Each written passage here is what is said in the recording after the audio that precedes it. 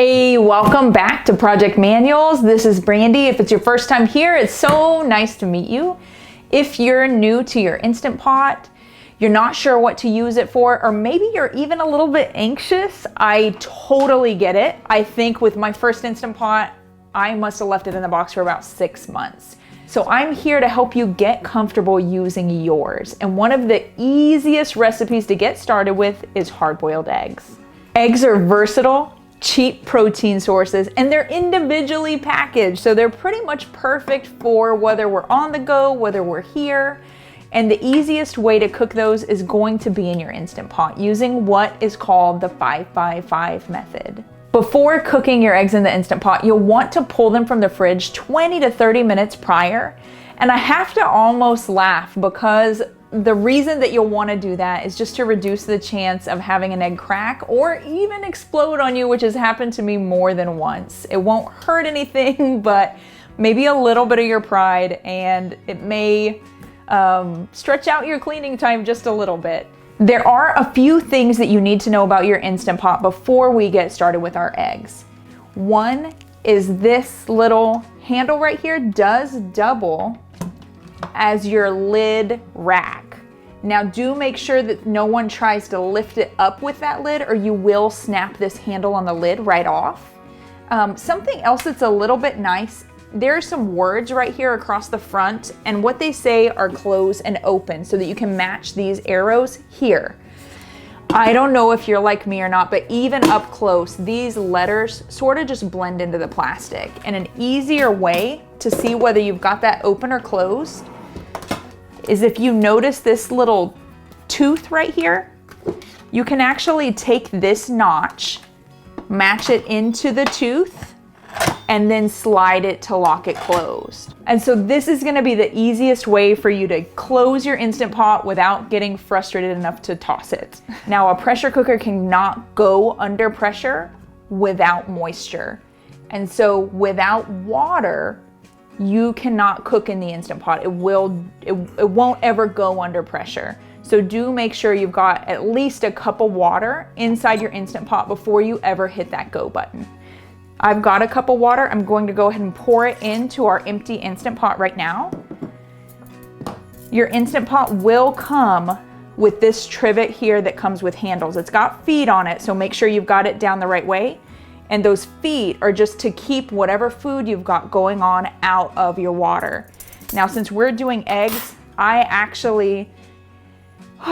have cooked hundreds and hundreds of eggs inside this Instant Pot. And so we actually got these egg trivets, and I'm sure you can use them for more than just eggs. Each one will hold 9. I've got 18 here. And so you just place that down into your water. There's plenty of space so that the eggs are not sitting in the water. And then you're gonna put your egg pointy side down into those spots inside either your trivet or your egg holder. Once you've got your eggs in, we're gonna take our lid and put it on. But before we do, I wanna show you this option right here. This is where your pressure release is, and there are 2 words. There's a venting and there's a sealing. We do wanna make sure when we get on there, we move it to seal. So this is super easy, this little rocker. This piece, I know it looks a little wonky, this is actually what's called a steam diverter, and oftentimes I keep our Instant Pot underneath the cabinets. If you've got cabinets that you would keep it under, the problem with the steam valve is it shoots steam straight up. This steam diverter actually lets it shoot out the side, so your steam's gonna come out this way and not harm any of your cabinetry or anything else. So it has just got a couple holes here, and it just slips right onto that steam valve. Okay, so I've got it marked to seal, and from there, we're gonna hit pressure cook. And if you hit it a couple times, so on the second time it dropped me to 4 minutes, I'm gonna roll up just +1 to 5, and then I'm going to leave it alone. It will turn on its own. You'll hear a beep whenever it turns itself on. It will come, there it is. The Instant Pot will come up to pressure, and then your 5-minute ticker will go. So understand that even though we're cooking them for 5 minutes, it's not exactly a 5-minute process. However, it's not something that has to be babysat either.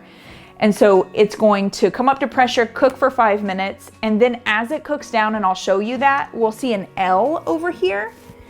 And the L stands for lapsed time, which is time past when your timer counted down. So we've got 5 minutes, anything after that is our lapsed time. We want lapsed time to show 5 minutes. And at that 5 minutes, I'm going to show you how to release that pressure without being afraid of it. All right, that was the magic sound we were waiting for. We've got 5 minutes on the clock now, and then another 5 to natural pressure release before we set that valve free. And these will keep for about a week in the refrigerator. I keep them with the shells on unless I'm, prepping some food, getting things ready to go to lunch or for work the next day, those kinds of things. And the 5 minutes is 5 minutes regardless of how many eggs you've got in here. So whether it's 2 eggs or I don't know how many you could fit in there, 30, I'm not sure. It's always gonna be the 5-5-5 method. You're not gonna add extra time for those extra eggs. That's our cue, folks. So now our 5 minutes is counted down. Now, if instead of a hard-boiled egg, you're looking more for a medium-boiled egg or even a soft-boiled egg, you'll want to, instead of doing a 5-5-5 method, maybe try out a 3-0-3 or a 3-0-5 method. And so cook them for 3 minutes and then do not let them natural pressure release. You're just gonna twist this to vent and let that air come out of there just automatically. Don't let them sit. And then go ahead and get them in an ice bath to get them cooled down. All right, so as you see, we're at 5. Now with this steam diverter, I can grab onto it and just twist it, and you can hear that steam start to come out. Now, if I had it off of here, let me twist this a little, and it does get warm, so be careful when you're turning it. You can see this right here. If you're nervous about twisting that, get something a little bit longer just to kind of keep your hands away from it. And you can push that rocker with tongs or a wooden spoon or something else just to keep you, get comfortable with it. There's no reason to do anything more than baby steps with it. So you can do this, or you can just go ahead and push it all the way over. Now here in a minute, I'm gonna rock it all the way across. And so it will actually lock on and just let that steam out. I'll come back to you as soon as that steam's gone, okay?